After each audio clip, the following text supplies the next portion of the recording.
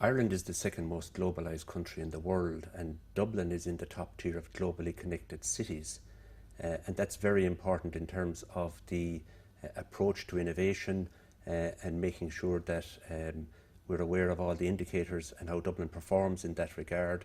And we do an awful lot of work in that space to make sure that Dublin is recognised as an innovation hub around the world. Well, Dublin is an innovation hub because we have, for example, 9 of the top 10 IT companies in the world here. We have huge investment in relation to software development, in relation to we're being described as the internet capital of the world. And that is very important for sending a message about Dublin to the rest of the world. And we have some fantastic companies, even here in the city centre, for example. We have what you could call, describe as Silicon docks developing with major companies like Google, Facebook, and other companies expanding, such as PopCap and so on.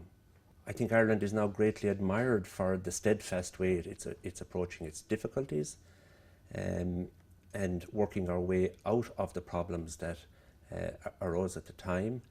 And a huge vote of confidence in Dublin and in Ireland has been the fact that many of the major companies of the world have not only stayed here but expanded in recent years. And if you look at the IDA figures on job creation for Ireland last year, it's a phenomenal performance.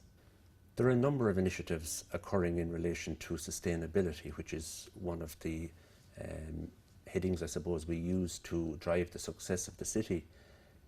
In our own case, we have introduced a form of sustainability reporting, which again is about highlighting the progress we're making as an organisation and as an exemplar in delivering on the green agenda. And for example, we did a flagship project on Kilbarrack Fire Station in the first year of the sustainability reporting, and we managed in the space of 18 months through the fantastic work of staff to turn that into the first carbon neutral fire station in the world. In addition, in the city at large, we are working on a number of initiatives, whether it's something. Entrepreneurship is hugely important for Dublin. We are delighted to have so many magnificent multinational companies here, but we obviously want to see a significant growth in the number of indigenous startups. And as was said during some of the recent events here, how do you develop the new Facebook, the new Twitter, whatever it is, from small beginnings?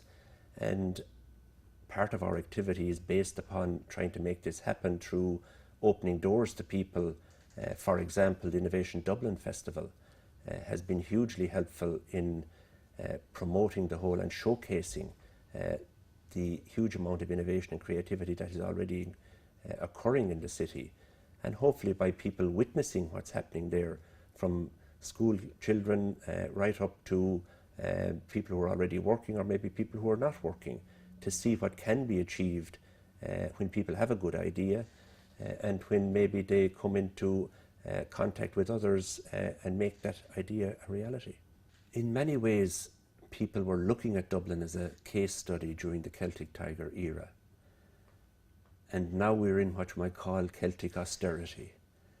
I think the story we will have to tell when we come out of the current period will actually be a much greater story than any story we had to tell during the Celtic Tiger era, because I think it will demonstrate a resilience about the Irish people, about facing issues, about getting on with it, and about recreating itself from difficult times.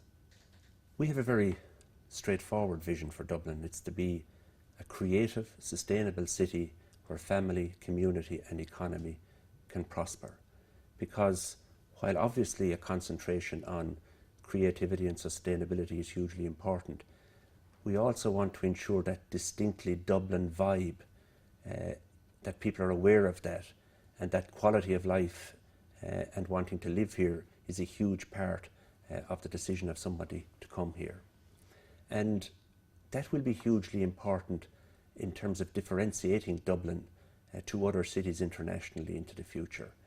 And I think the objectives of our vision are very valid and are objectives that people will relate to very easily. And we're doing a huge amount of work in each of those areas to make that vision a reality.